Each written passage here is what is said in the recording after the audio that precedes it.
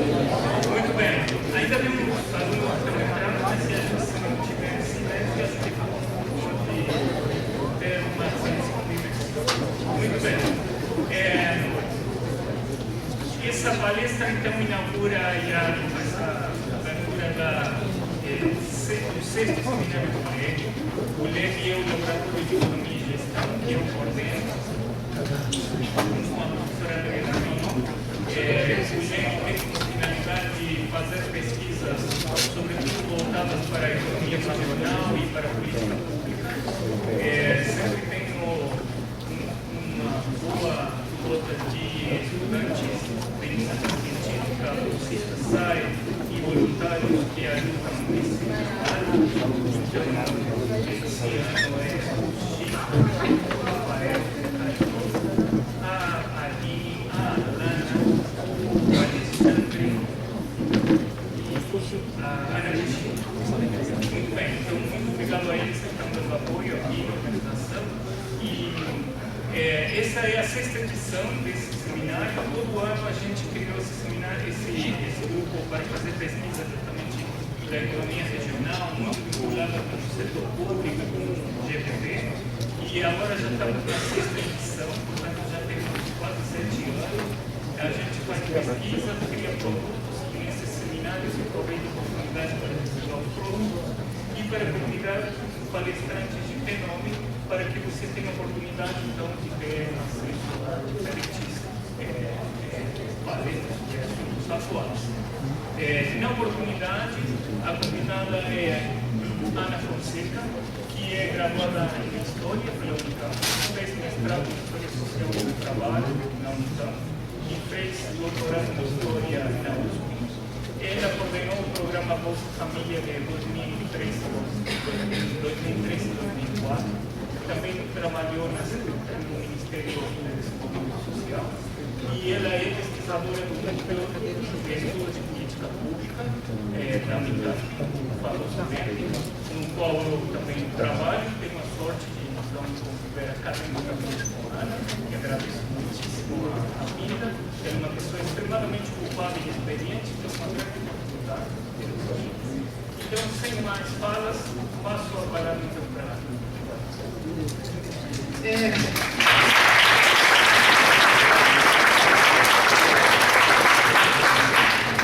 Boa noite a todos. Quando eu estava aí no corredor, pensei se era alguma fila de cadastramento. Porque quando eu trabalhei no programa DHI em São Paulo, as filas de cadastramento eram essas coisas assim, terríveis. Eu vi que a fila ali também era muito grande. Não sei se tinha algum motivo especial para tanta fila, assim, que assinar algum papel, não importa. E também agradecer os elogios do Carlos, sobretudo em dizer que convidava convidados de renome. Com um tanto exagero do meu colega e amigo. Quando o Carlos me convidou para vir falar aqui sobre programa de transferência de renda, eu aceitei de imediato, foi só uma questão de combinar a data. E nós, no Núcleo de Estudos de Políticas Públicas da Unicamp, né, temos acompanhado esses programas no Brasil, desde os programas do ano de 95, em Campinas, em Ribeirão Preto, no Distrito Federal. Depois fizemos uma pesquisa nacional sobre esses programas. Mas eu resolvi fazer uma conversa, uma exposição com vocês com esse roteiro. E explico o motivo desse roteiro. Em primeiro lugar, é porque eu acho que não devemos olhar só para nós, o Brasil. Claro que somos grandes. Uma vez no Uruguai, vendo um programa que tinha lá chamado Ingresso Cidadão, e o uruguaio me disse: Anitta, que nós outros estamos apertados entre dois gigantes, né? A Argentina e o Brasil. Não se trata do nosso gigantismo, mas, em geral, nós olhamos muito apenas para nós mesmos. Então, eu queria nos comentar o contexto em que surgem esses programas na América Latina e no Caribe. Que é para mim dizer que não é uma experiência exclusivamente brasileira. E alguns países também da nossa região, assim como nós temos falado desde o ano de 2011 no Plano Brasil Sem Miséria, outros países da nossa região também estão indo nessa direção. A Colômbia, por exemplo, criou uma agência nacional para a superação da pobreza extrema, ANSP. A Costa Rica, que sempre se orgulhou dos seus melhores indicadores, o governo da Costa Rica, um mês e meio atrás, lançou também um plano para a superação da pobreza extrema. O Paraguai, com características bem diferentes, mais rurais, também vai nessa mesma direção. Sobre o surgimento dos programas na nossa região, na maioria dos países da América Latina e do Caribe enfrentou uma crise econômica severa, muito grave, que se manifestou na redução do produto interno bruto e taxas de inflação e de desvalorização da moeda sem limites. Eu trouxe aqui um quadro só para mostrar, essa aí aqui serve, só para mostrar aqui como variou o produto interno bruto aqui, são 18 países da América Latina e do Caribe, como foi variando o PIB dos anos 80, da década de 80 até a década de 90. E tem uma publicação muito interessante da CEPAL, que eu imagino que vocês tenham na biblioteca daqui, que se chama Panorama Social da América Latina. Uma publicação do ano de 94, a CEPAL dizia que em 1980, na América Latina e no Caribe, mais de 40% das pessoas viviam em pobreza e mais de 18% em extrema pobreza. Na década de 90, esse percentual subiu da pobreza para 48% e da extrema pobreza para quase 23%. Nesse contexto que os países passam por uma agenda de reformas, chamada de reformas estruturais, que estão vinculadas ao elevado nível da dívida externa desses países e às exigências dos organismos internacionais de financiamento, aqueles que faziam os empréstimos para a reforma. Estou falando especialmente do Fundo Monetário Internacional e do Banco Mundial. E esse endividamento aumentou a possibilidade que essas agências internacionais se metessem, participassem ativamente desse processo de reforma, porque eles passaram o FMI e o Banco Mundial a condicionar os empréstimos às reformas do sistema de aposentadorias e pensões.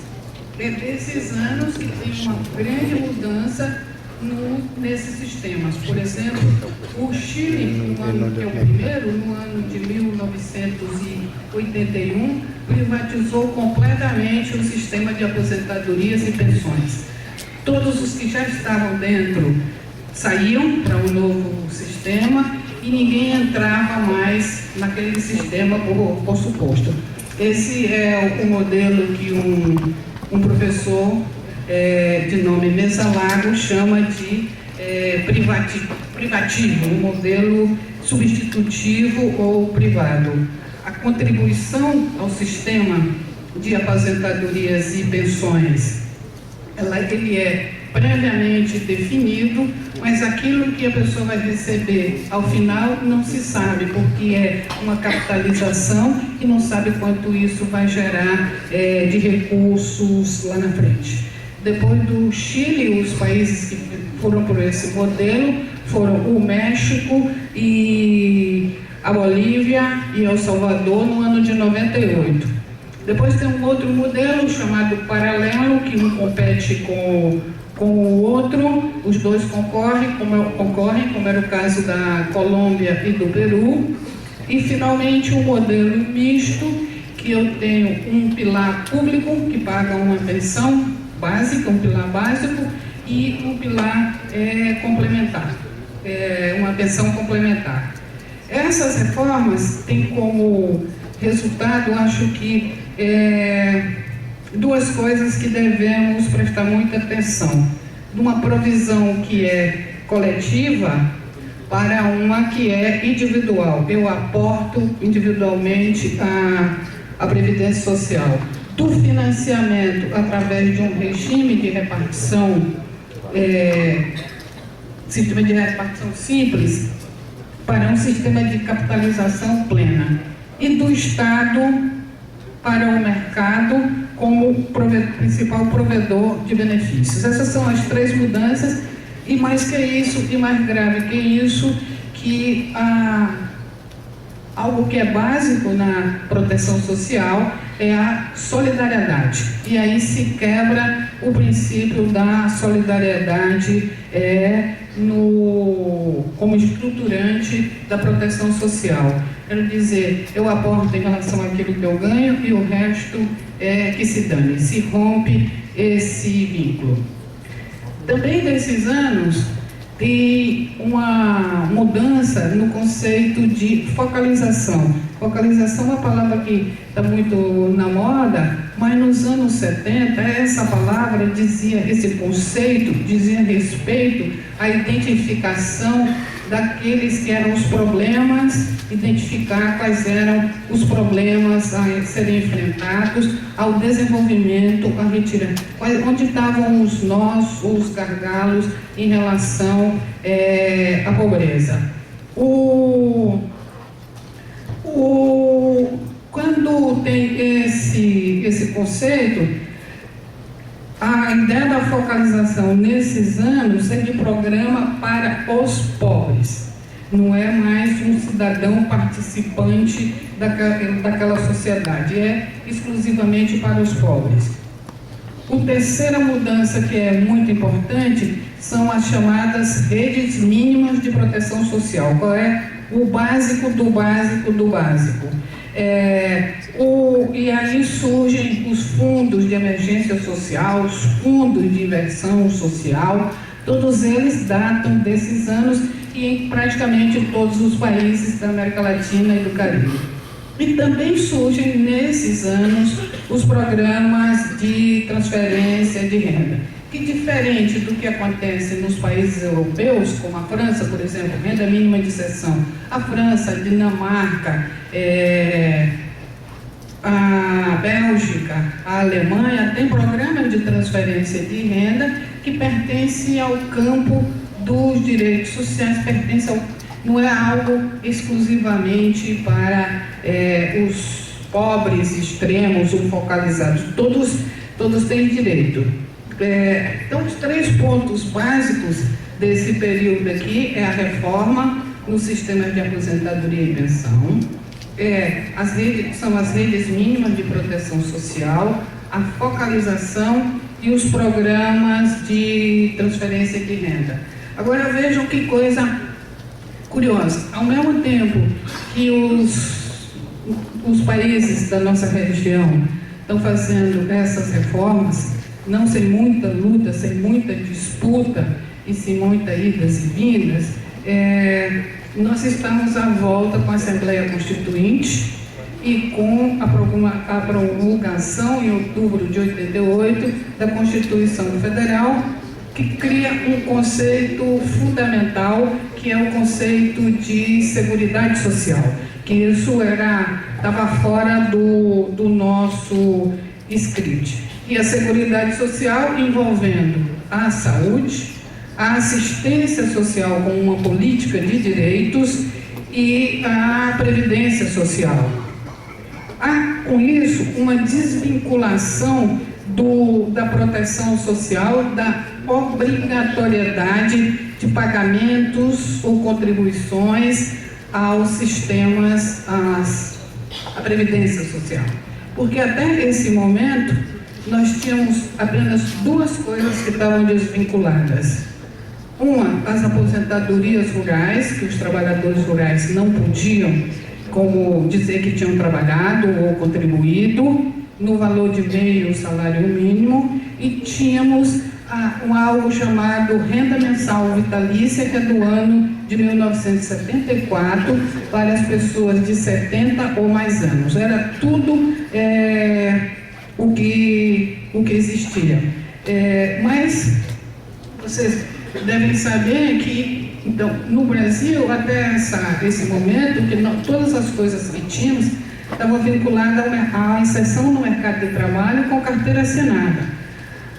O direito às aposentadorias, às pensões, o auxílio maternidade, o FGTS, o salário família, tudo isso pertencia a esse campo da contribuição para ter direito.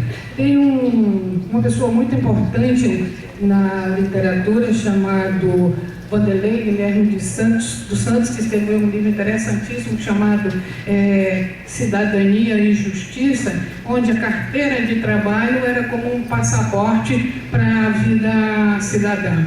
Tem uma igreja em São Paulo chamada São Expedito. Nas épocas de crise, era muito comum encontrar nessa igreja, em São Expedito, como o seu nome diz, ele é rápido, ele é expedito. Então as pessoas iam para a igreja e levantavam, em certa altura, as carteiras de trabalho. Eles precisavam da carteira de trabalho para ter acesso aos direitos.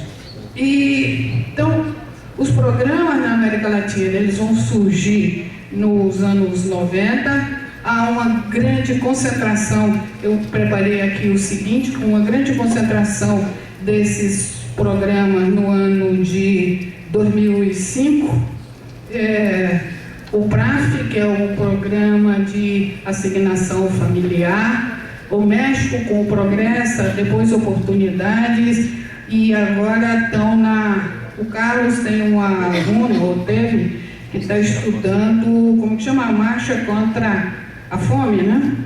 No México. No Brasil, tinha um programa de garantia de renda mínima, que depois falarei dele, do ano de 1998. Tinha o BES, que era um programa de Bolsa Escola. Tinha o BAS, que era o Bolsa Alimentação. E tinha o Auxílio Gás e o Bolsa Família. Tinha outros mais, tinha o PET, que é o Programa de Erradicação do Trabalho Infantil, em 96, e tinha o Agente Jovem, do ano de 2001. A Nicarágua, a Colômbia, todos esses países, e aí eu não tive habilidade ou espaço para escrever que também pertence aí a Costa Rica, em 2006, a Bolívia, e a Guatemala, em 2008, com um programa chamado Minha Família Progressa, Minha Família Progride. São muito grandes as disputas e as polêmicas sobre quem foram os pioneiros na nossa região. Os mexicanos estão seguros que são eles. Essas discussões não são propriamente relevantes, elas são relevantes para disputa política. Agora, na experiência do Brasil, os programas tiveram início nos municípios. O nosso federalismo, ele é muito particular, os municípios são entes autônomos, têm recursos próprios, podem fazer as suas arrecadações, são autônomos, verdadeiramente com muita autonomia. Então eles começam em Campinas, e em Ribeirão Preto, no ano de 1995, e no Distrito Federal também em 95. E aqui acontece algo que é interessante, que essas propostas desses programas, elas têm um amplo leque de partidos políticos por trás, defendendo essas propostas de programa de renda mínima. Não é uma coisa do PT, do PSDB, tem propostas de todos os lugares sobre esse tema. E os programas se esparramaram. Tivemos programa em Jundiaí, em Belo Horizonte. Em dezembro de 96, os programas já estavam em 3 estados e 2 dezenas de municípios. No ano de 91, o Suplicy apresenta um projeto de lei ao Senado, propondo um programa de garantia de renda mínima, que é aprovado em dezembro daquele ano de 91, foi encaminhado à Câmara dos Deputados e por lá ficou. Enquanto esse projeto está na Câmara dos Deputados, há uma proliferação de propostas de programa no Brasil, seja por senadores, seja por deputados federais, há um amplo leque de proposições. Ney Suassuna propunha um programa, Renan Calheiros propunha um programa, o Arruda, que foi governador do Distrito Federal, propunha um programa. Esse conjunto de propostas, elas são apensadas ou mescladas e elas dão origem a uma legislação do ano de 97, regulamentada no ano de 98, que autoriza o Poder Executivo a apoiar financeiramente os municípios que executarem, que implementarem programas de renda mínima associados a ações socioeducativas.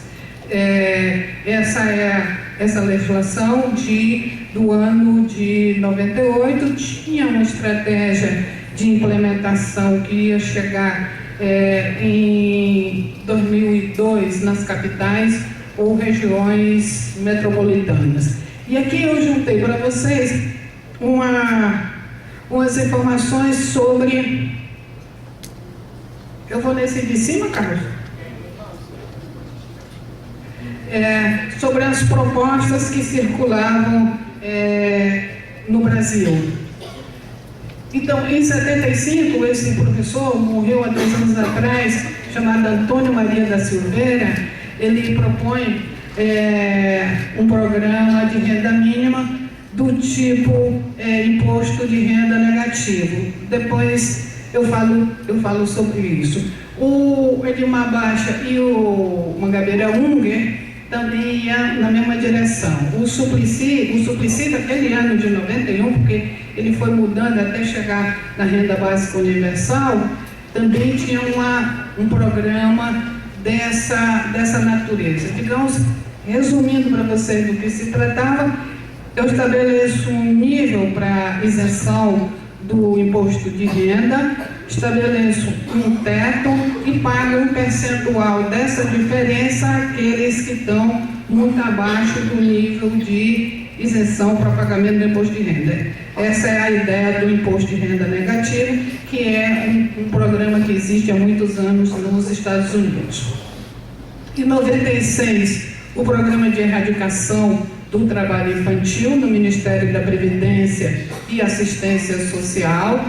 Até 2002, assistência social era uma secretaria dentro do Ministério da Previdência, isso que eu já falei para vocês.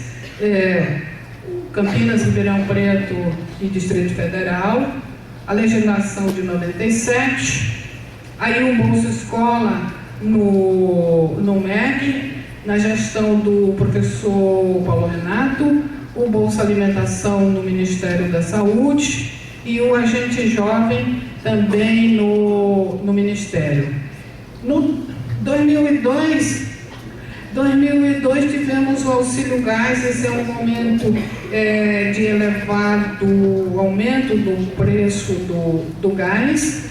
Tivemos o cartão alimentação do Ministério Extraordinário da Segurança Alimentar e Nutricional e, por fim, o MESA. Essa ideia do Bolsa Família, tem uma frase que apresenta um cartaz que apresenta o programa Bolsa Família e que diz exatamente, abre aspas, uma evolução dos programas de transferência de renda no Brasil.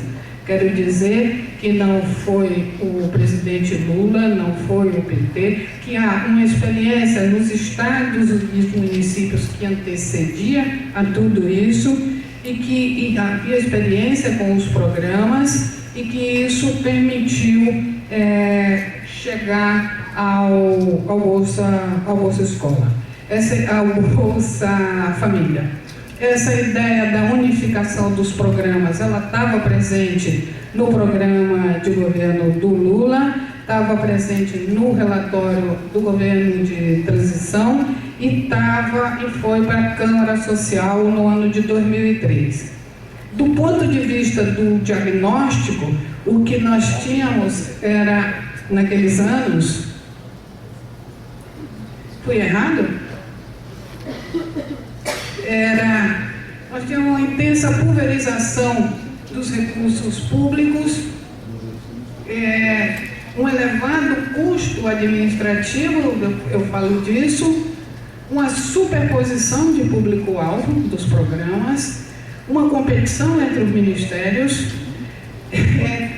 não tinha coordenação, não tinha perspectiva intersetorial, descaso pela existência de programas similares nos estados e municípios e um escasso preparo dos gestores públicos. O que eu quero dizer com a pulverização dos recursos e com superposição do público-alvo, por exemplo? O Ministério da Saúde, com o Bolsa Alimentação, eram as crianças de 0 a 6 anos. O Bolsa Escola era de 7 a 14 anos.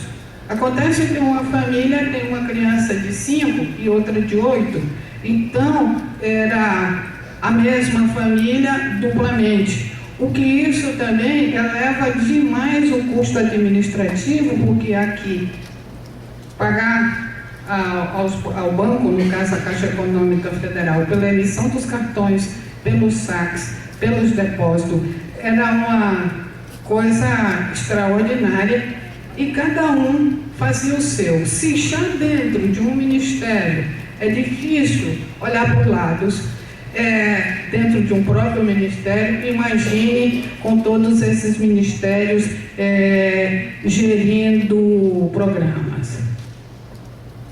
Nesses anos ninguém propunha nada aos municípios que tinham programas similares de renda mínima.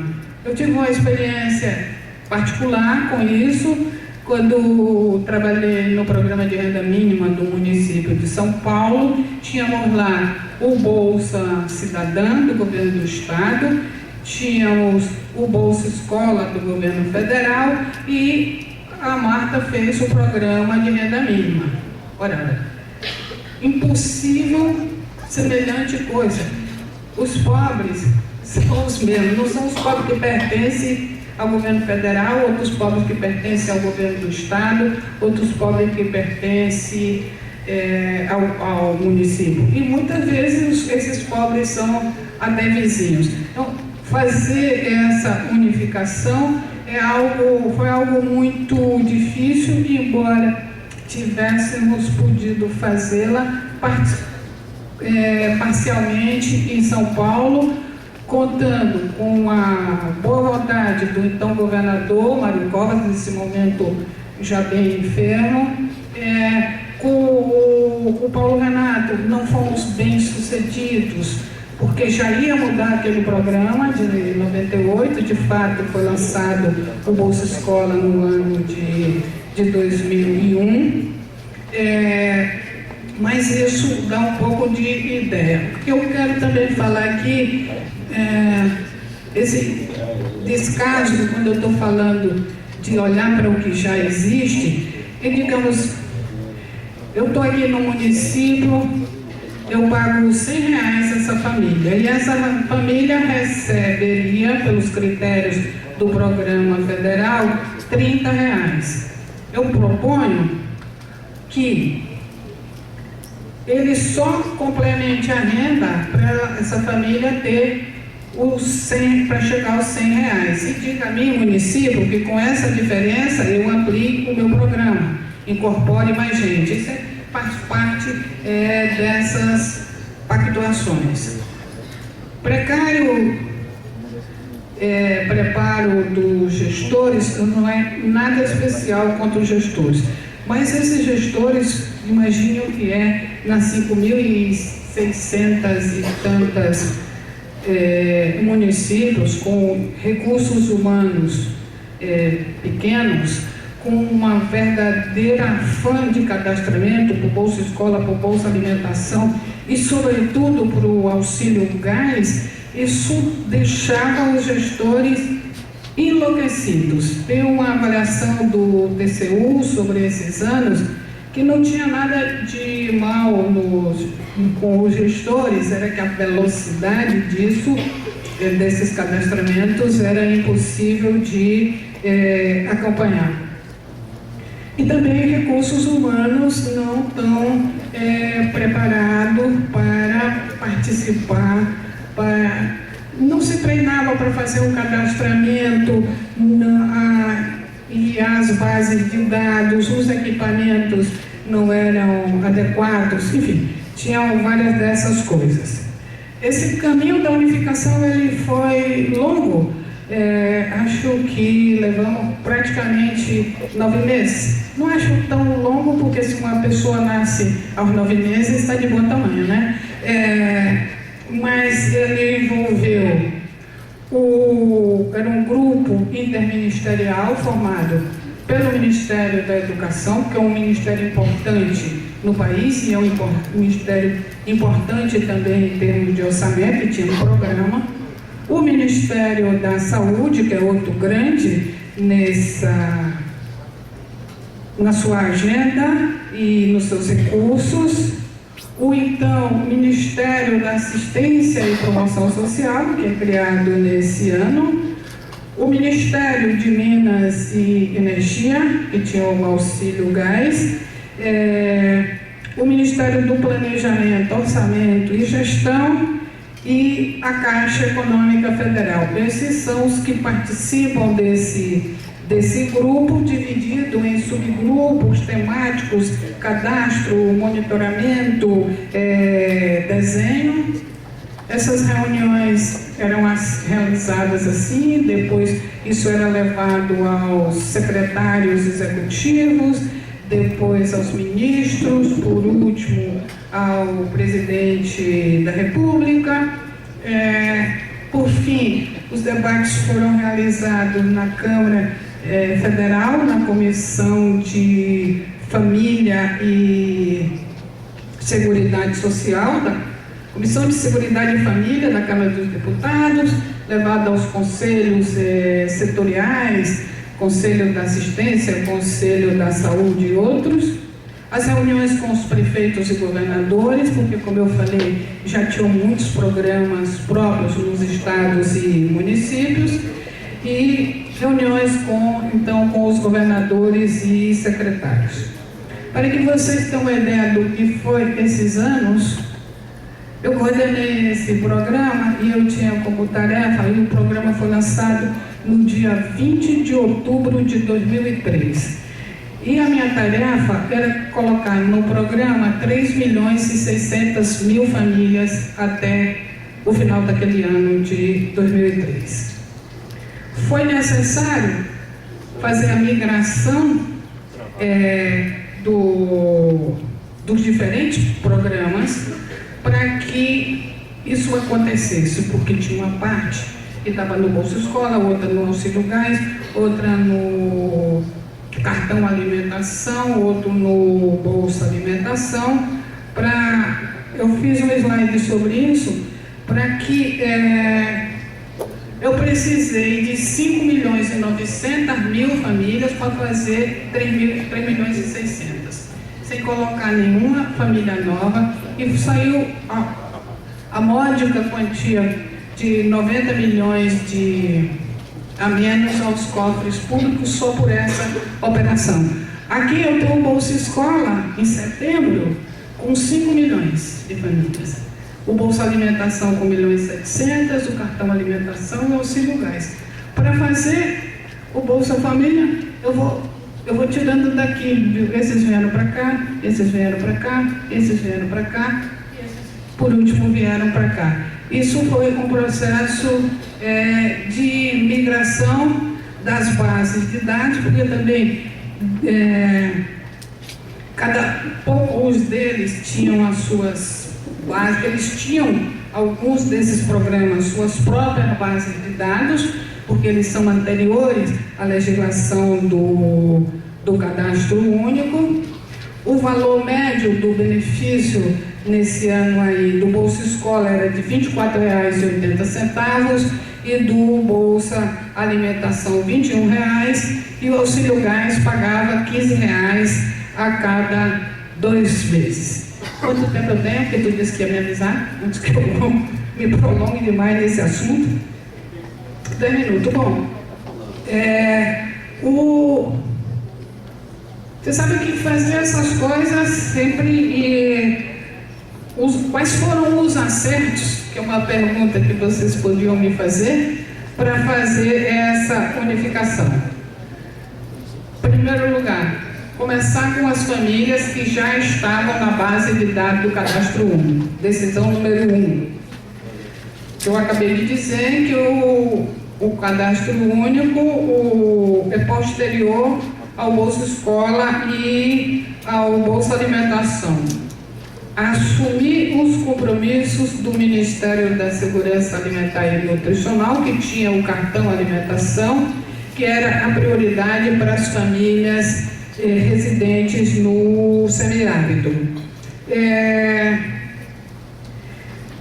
Classificar as famílias em 2 faixas de renda, que mais ou menos que acompanhassem as faixas de renda estabelecidas pelo Bolsa Escola e pelo Bolsa Alimentação.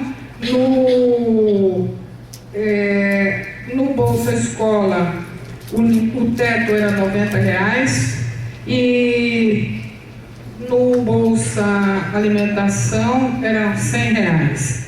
Deixar de fora, nessa primeira etapa, o agente jovem e o PET, porque não estava nas bases de dados, e também que operavam com uma lógica diferente. O PET estava, sobretudo, naqueles anos, ainda nas áreas rurais, não tinha limite de crianças por família, podia ter 5 crianças, pagando R$ 200 a cada família. Mas esse não é o mais relevante. Além disso, a assistência social, que seria responsável por isso, estava se estruturando. Para que vocês tenham uma ideia, a Política Nacional da Assistência Social é do final do ano de 2003, e o chamado Sistema Único da Assistência Social só vem aparecer no ano de 2004. Sobre o que eu acho que é relevante daqui, de inovação, algo que também me pareceu relevante foi a pactuação com os estados e municípios. No ano de 2003, foram estabelecidas pactuações com 13 estados, em 6 deles com regime de cofinanciamento. O governo federal coloca uma parte, o estado coloca outra, com um cartão comum, o cartão do Bolsa Família e também o cartão do programa que existisse ou que existe naquele estado, e com 14 municípios, dos quais 11 com regime de cofinanciamento. estados e municípios que não tivessem programas próprios, eles tinham uma agenda que pudessem ter como público-alvo preferencial as famílias atendidas pelas transferências de renda, desde programa de alfabetização e outras atividades que o município pudesse desenvolver e tivesse dentro das suas condições. A intersetorialidade presente nesses anos, ela é muito restrita porque ela dá mais afeita à educação e à saúde, afeita as condicionalidades do programa, que era a frequência escolar e ao posto de saúde, acompanhamento do crescimento e desenvolvimento das crianças, as gestantes, fazer o pré-natal e todas essas coisas. Eu acho que tem assim mas ao mesmo tempo não tinha um modelo na nossa cabeça, um modelo assim verticalizado que pudesse ser aplicado em todo o território nacional. Quero dizer, esse exemplo isso que eu estou dizendo da pactuação é um bom exemplo disso. Você não pode fazer complementação de renda, o que você pode ofertar? A ideia aqui, que não foi bem sucedida, era que o programa pudesse funcionar como uma matriz para a articulação de diversas políticas públicas. Olhando para trás, é uma impossibilidade. É a mesma coisa que você pedir que o programa de saúde da família seja toda a área da saúde, na mesma proporção.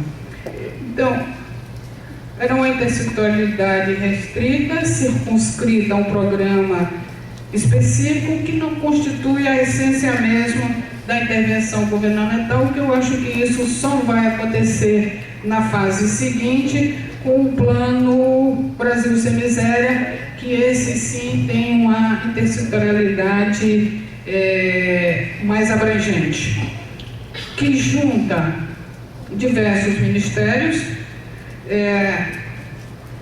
Acho que tem uma premeditada busca pela realização da intersetorialidade. Tem muito empenho no Pacto Federativo, termos de compromisso firmado com as distintas instituições, uma estrutura de gestão compartilhada e como meio de induzir sinergias e um apoio muito forte à assistência social para que pudesse ser de fato uma política de proteção social e de direitos. O plano foi organizado em 3 grandes eixos. Aqui o mapa da pobreza, nós tivemos a sorte de lançar o programa logo após o IBGE ter divulgado, ou às vésperas do IBGE ter divulgado o Censo Demográfico de 2010. O IBGE fez isso em maio de 2011 e o programa foi lançado em junho. Essas informações, juntamente com as informações do Cadastro Único, nos auxiliaram muito e ele foi organizado nesses 3 grandes eixos: no eixo de garantia de renda, no eixo de inclusão produtiva urbana e rural e acesso aos serviços públicos. Mais do que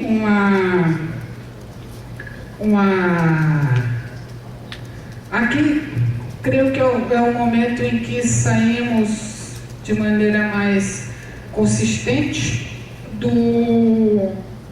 dessa ideia forte da transferência de renda. No mapa, trouxe só algumas coisas que tinham no mapa.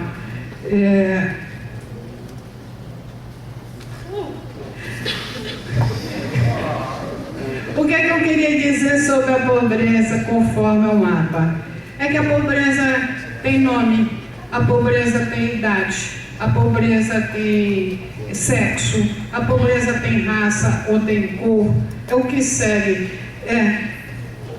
Não, esse aqui mesmo, olha só, aqui está a população do Brasil. Região Nordeste, tem 28% dos brasileiros moram lá, fora gente como eu, que foi morar em São Paulo, mas são 59% dos extremamente pobres do Brasil, no ano de 2010, estavam na região Nordeste. O 24% tinha até 14 anos, mas na extrema pobreza, 40%. Extrema pobreza era jovem. 51% se declararam negros, quer dizer, pretos e pardos, e negros na extrema pobreza, 71%. E assim, sucessivamente, como essas caras todas da pobreza. Para dizer que a pobreza tem nome, que é renda, mas é, sobretudo, escassez de bem-estar. A pobreza tem sexo, a pobreza tem idade, a pobreza está concentrada em algumas regiões do Brasil. Essas são algumas das informações que tínhamos naquele momento para fazer esse plano. E ele foi, eu diria, uma construção coletiva que envolveu o Ministério da Saúde, o Ministério da Educação, o Ministério do Desenvolvimento Social, Desenvolvimento Agrário, o Ministério do Trabalho e Emprego, o Ministério da Cidade, da Integração Nacional, do Meio Ambiente e uma estrutura de diálogo. No vértice do plano, o comitê gestor, tínhamos a Casa Civil, a Fazenda e o Planejamento e o próprio MDS.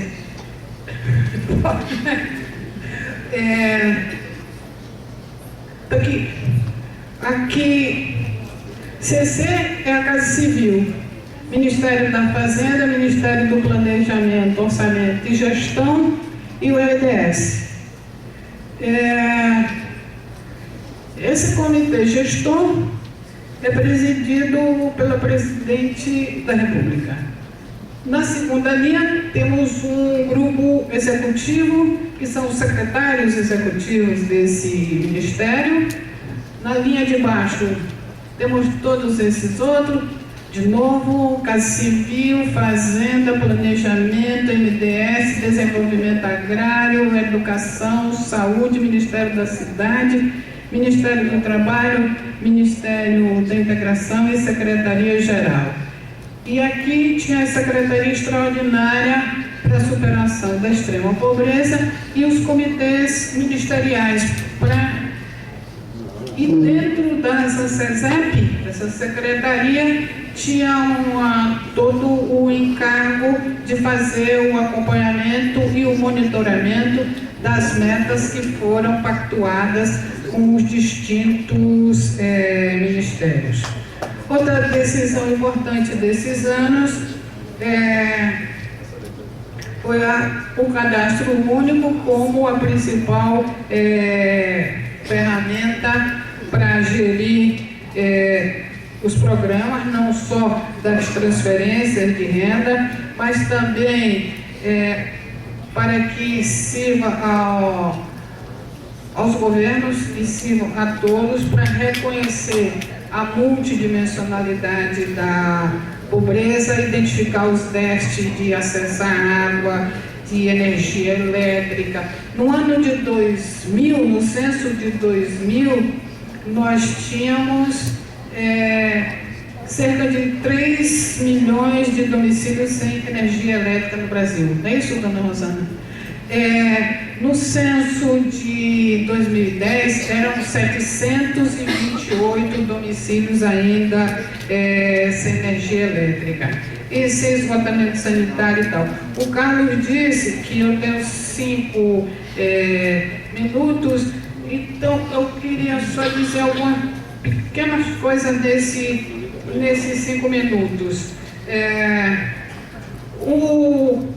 O programa Bolsa Família passou por algumas modificações. Nós vimos que, ao contrário do que se pensa, as famílias são mais numerosas na região norte do Brasil do que na região nordeste ou em outras regiões do Brasil. Isso nos fez com que ampliássemos o número de crianças por família, olhando para essas famílias. Tinha também uma iniciativa chamada Retorno Garantido. As pessoas que saíam do programa por moto própria podem voltar ao programa 36 meses depois, desde que se mantinham aquelas condições que lhe permitiram entrar no programa. Isso serve muito para proteger diante da instabilidade da renda, esperar um tempo para que se consolide essa situação. E outra coisa importante era um benefício que superasse essa linha de extrema pobreza. Todos aqueles grupos familiares, mesmo com a transferência, não superassem essa linha monetária, eles recebiam um adicional para que saísse da extrema pobreza por renda exclusivamente. Essas são as mudanças. Tivemos o Bolsa Verde com o Ministério, temos o Bolsa Verde com o Ministério do Meio Ambiente, que são em áreas de ribeirinhos, territórios ocupados por ribeirinhos, são projetos de assentamento do INCRA, são unidades de conservação. Eles também têm um benefício, eles recebem R$300 trimestralmente, além do que recebem do Bolsa Família, e o monitoramento é feito em relação à cobertura vegetal. Isso. Então, eu tinha muito anotado coisa demais, porque extrapolam. Então, no buscativo, aqueles brasileiros que eram invisíveis ao Estado foram identificados 1.380.000 famílias no Brasil que o Estado não as via. Elas foram incluídas no cadastro único e estão recebendo o Bolsa Família. Tem muitos desafios ainda pela frente na área da proteção social, e eu vou destacar apenas que é a ausência do Conselho Nacional de Seguridade Social, conforme previsto, estabelecido pela Constituição. Tem um outro enorme desafio, que é no campo da saúde. Acho que o saneamento vive um problema estrutural que é básico, que é crônico, começou a receber recentemente alguma prioridade no âmbito do PAC, no ano de 2007, e pulou de um patamar de 2 bilhões para 8 milhões. Eu acho que tem toda um pouco reconhecimento interno de todas as coisas em que o Brasil cresceu e progrediu. Eu acho que isso não diz respeito exclusivamente aos setores conservadores da sociedade brasileira, e que também isso não diz respeito àqueles que se beneficiaram de políticas governamentais e lograram alguma mobilidade social. Acho que diz respeito a todos nós. O meu receio no dia de hoje é que esses 12 anos aí para trás possam ser um parêntese numa trajetória brasileira mais conservadora. Eu acho que ainda temos muitos problemas com relação à pobreza e à desigualdade, e que são traços marcantes que precisam ser superados, e que uma visão do futuro precisa estar ancorada num projeto nacional que incorpore as dimensões sociais, econômicas e ambientais do desenvolvimento. Essa é a minha expectativa em relação ao Brasil. Eu acho que o que estamos vivendo hoje diz respeito a todos nós brasileiros. Muito obrigada.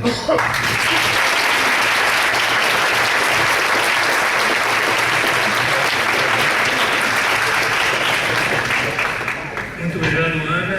Antes de abrir para as questões, vou informar que no dia de hoje contamos com a presença da professora Rosana Baeninger, do NEPO, pesquisadores do NEPO que apresentaram um trabalho de hoje à tarde com a Roberta Guimarães Pérez, 2 pesquisadores da Fundação Carlos Chagas e outros convidados da Unicamp, que então prestigiam e agradeço demais a presença. Além dos queridos alunos. Muito bem, então está aberta a sessão de questões. Vou pedir para levantar a mão e para circular o microfone. Quem tem uma questão tem que ser curta, rápida. Pode ser, mas também curta. Abreviada, não é discurso, tá? E aí vai circular o microfone. E antes de fazer a pergunta, por favor, diga o nome, ok? Idiota. Rafael vai aparecer. Já era. Boa noite, eu sou o Rafael. Lembrou, né? A minha pergunta é mais ou menos assim. Antes do Bolsa Família, como foi mostrado, eu vou fazer a alimentação do Bolsa Gasto. Então, a justificação do gasto era específico para a alimentação e para o gasto. Hoje em dia, a gente ouve muitas críticas das pessoas falando está gastando dinheiro do Bolsa Família com perfume ou com qualquer outro tipo de coisa, né? Pessoalmente, eu acredito que existe diversos tipos de desigualdades e exclusões que elas atravessam esse tipo de questão alimentícia, né? Eu gostaria de saber como que alguém que ajudou a estruturar pode falar dessa concepção que seja além ou seja específica mesmo para aquilo.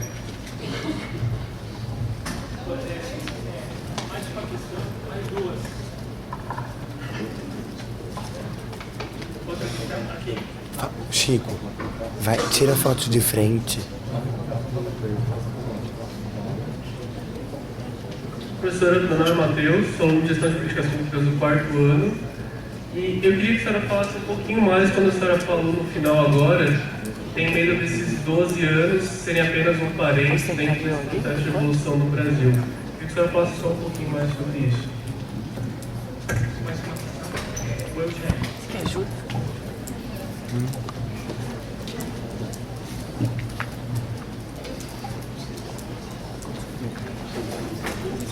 Cadê esse menino Jesus? Meu nome é Eugênio. A minha pergunta é sobre o papel do controle social na implementação do programa. Em que momento a sociedade civil foi consultada na construção disso, reforçar essa importância do controle social na implementação das políticas. E também eu queria que você falasse um pouco mais sobre o cadastro único, porque ele é um instrumental que às vezes algumas pessoas criticam, outras pessoas reconhecem como uma base de dados bem vigorosa na implementação de outras políticas também, né? Para poder falar um pouco mais sobre o cadastro único e como você vê essa evolução, que acompanhou o começo do cadastro. Acho que tem hoje muitos ministérios que aproveitam os dados do CAD para poder pensar suas políticas.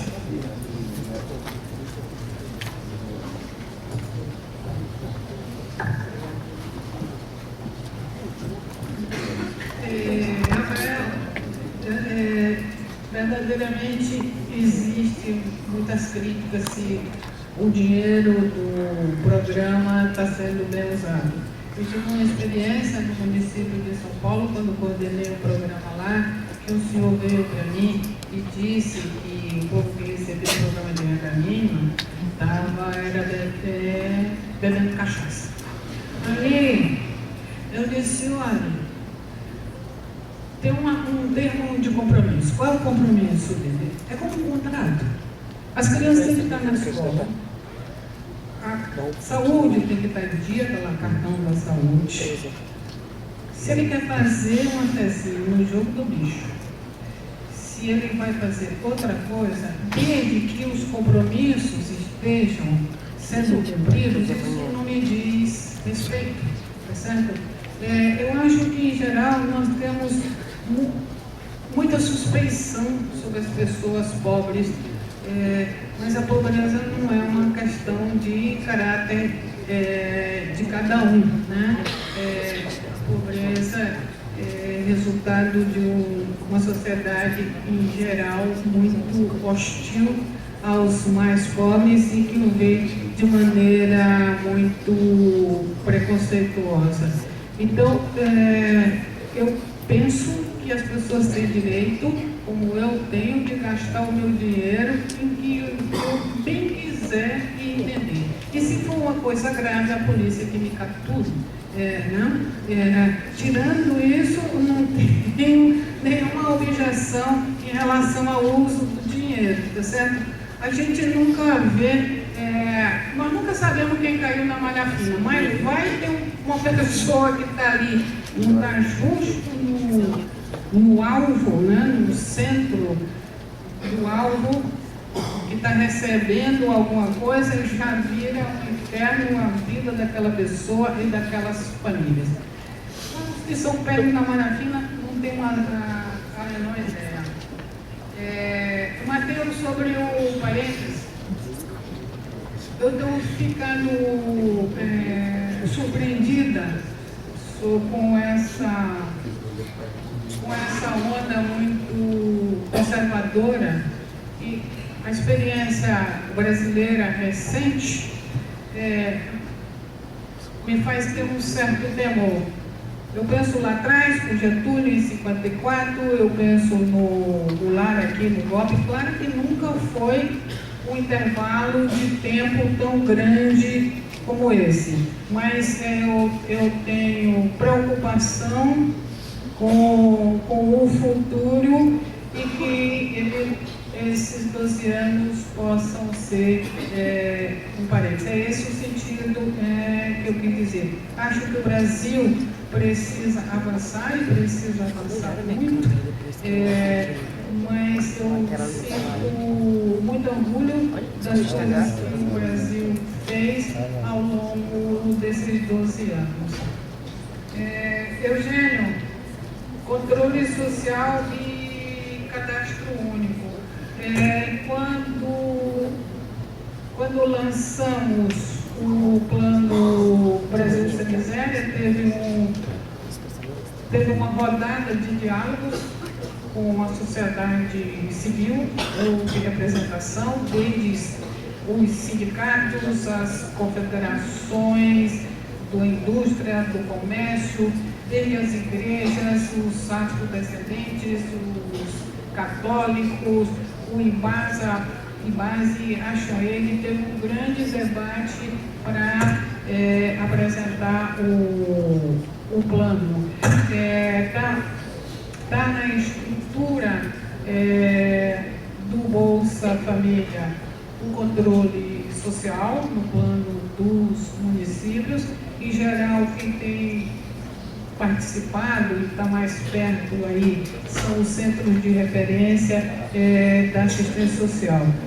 O que eu posso te dizer, olhando para trás, né, não sou mais governo, era que havia grande preocupação com o controle social. Uma preocupação diferente àquela da época do Ministério de Segurança Alimentar e Nutricional, que tinha os comitês gestores, e que os comitês gestores queriam, de fato, fazer a gestão, e a gestão ela é pública e governamental, porque depois quem vai atrás de ti é o Tribunal de Contas do Estado, do município, da União, e que tem que ter participação social. O cadastro único, quando em 2000 2003 começa o Bolsa Família, tivemos muita preocupação com o cadastro único. Nós não queríamos jogar fora o cadastro único para começar tudo do zero. Eu tenho um enorme reconhecimento pela secretária Wanda Engel, que esteve à frente e que propôs o cadastro único e que ganhou a disputa com o MEC e com a saúde, que ambos queriam ter seus cadastros. Acontece que a velocidade da aplicação do cadastro foi difícil aos gestores, deu muitas debilidades ao programa. Creio que também a Caixa Econômica Federal não estava bem preparada para gerir aquilo, mas a nossa decisão lá foi manter o cadastro e aprimorar o cadastro. Hoje o cadastro está na versão 7 alguma coisa, e hoje ele serve de ferramenta para 18 programas no governo federal. Olha o cadastro único. Por exemplo, no Minha Casa Minha Vida, das 1.800.000 moradias construídas pelo Minha Casa Minha Vida, a metade, que é até 3 salários mínimos, a metade dos que receberam a casa estavam no cadastro único dos programas sociais. Parte deles também beneficiaram do Bolsa Família. Então, ele serve um programa Mais Emprego do Ministério do Trabalho e Emprego, também utiliza o cadastro único para isso. O PRONATEC, o Programa Nacional de Ensino Técnico e Emprego, os cursos de formação ofertado pelo Sistema S, pelos Institutos Federais de Educação, também olham o cadastro. E assim sucessivamente. Certamente poderá ser aprimorado, e vejo que ao longo desses 10, 12 anos, o cadastro tem melhorado muito.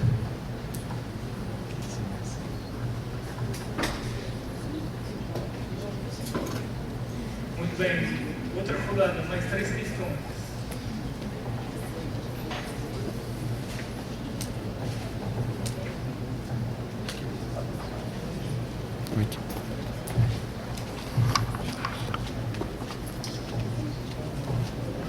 Boa noite, meu nome é André. Junto com esses programas de auxílio, a tendência é você ir melhorando a renda da população e tirando essa miséria. E junto a isso vem surgindo novas necessidades, como trabalho, como moradia e a melhoria dessa população. O que vem sendo feito junto a esses programas de auxílio? Os programas de auxílio são paliativos que vão tender a eles não precisar, as pessoas não precisar mais disso. O que vem sendo feito concomitante a isso, para que um dia não haja mais necessidade desses programas? E qual o panorama que existe nesses 12 anos, assim, está funcionando? Quão bom tem sido esses programas quanto a essas mudanças? Outra questão.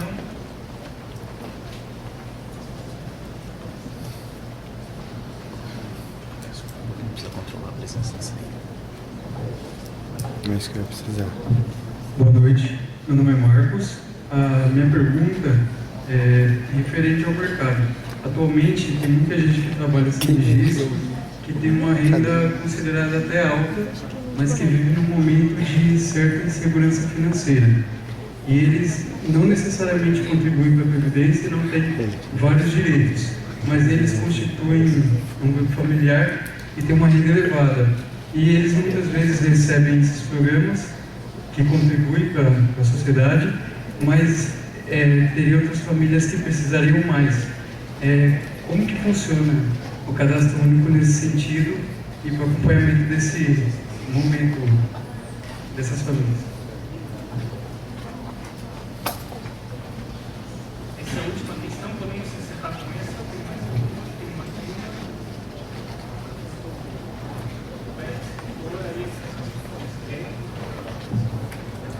Boa noite, meu nome é Francisco. Minha pergunta é com relação às portas de saída do programa. Até onde eu sei, as portas de saída, elas são voluntárias das pessoas que estão dentro do programa. Deveria existir uma porta de saída imposta pelo governo?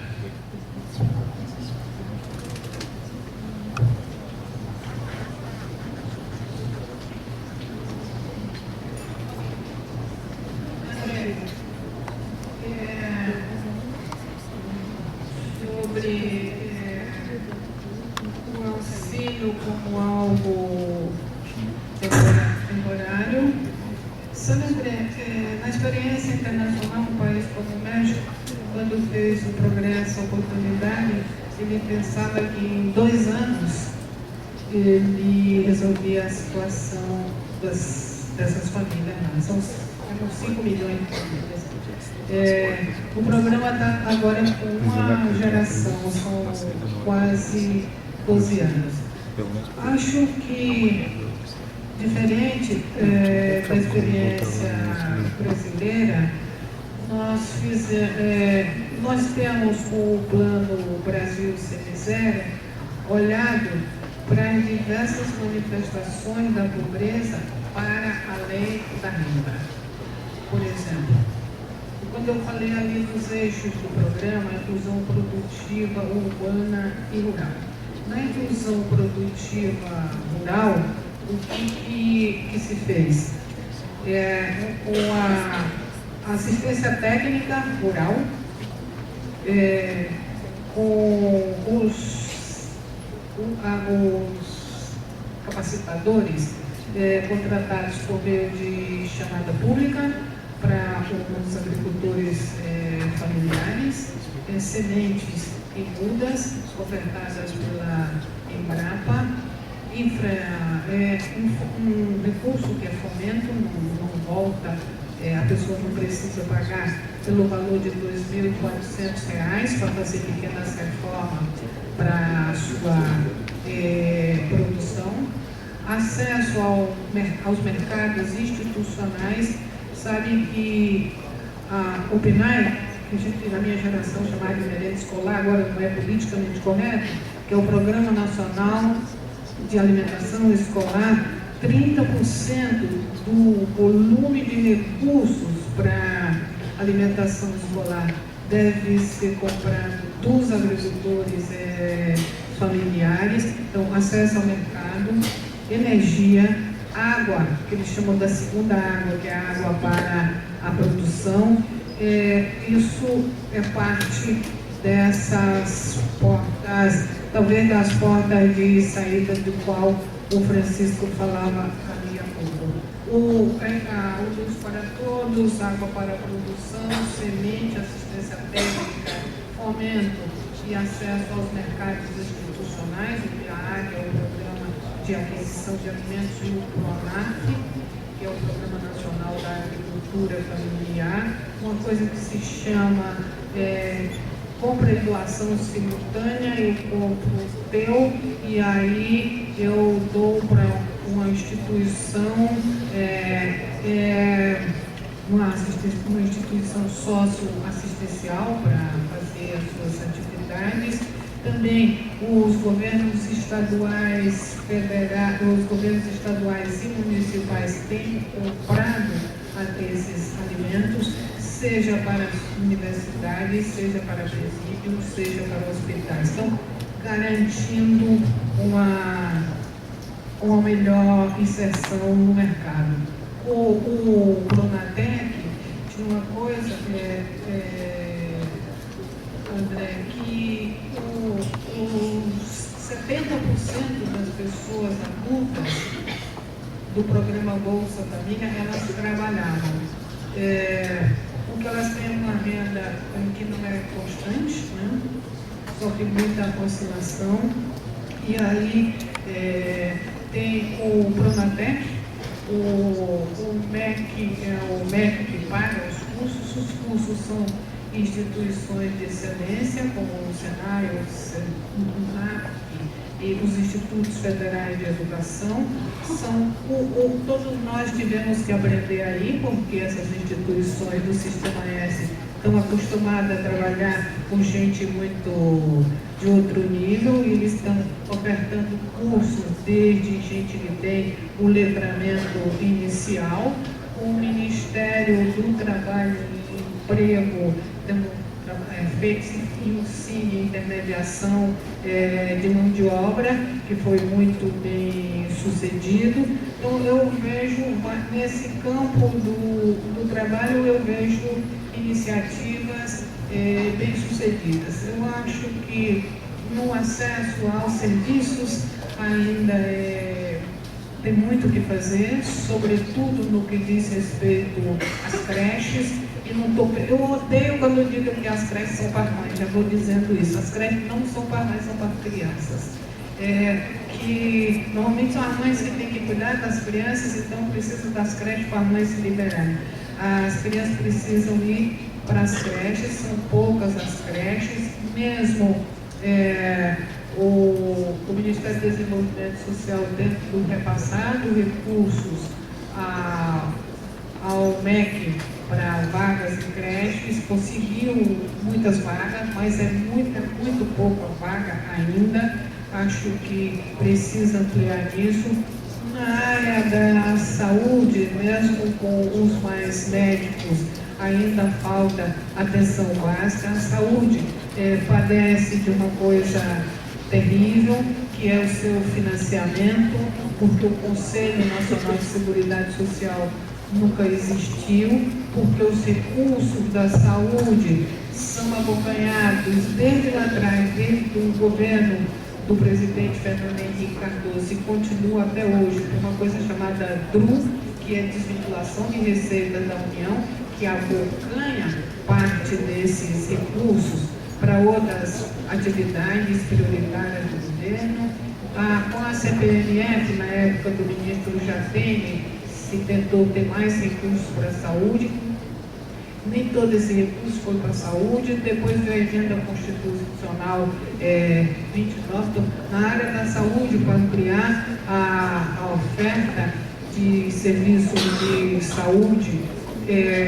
Temos muito que pensar muito no tema da saúde. A Previdência, o orçamento da Seguridade Social também recebe duros golpes quando nós fazemos as renúncias fiscais.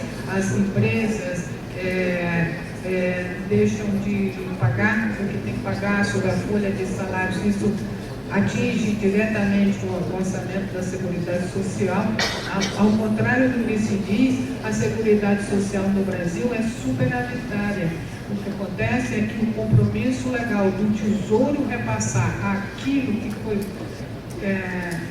foi cedido, digamos, pelo governo federal, ele não tem repassado e acontece isso. Então, acho que precisamos avançar na área da saúde. Temos um nó grande na área do saneamento.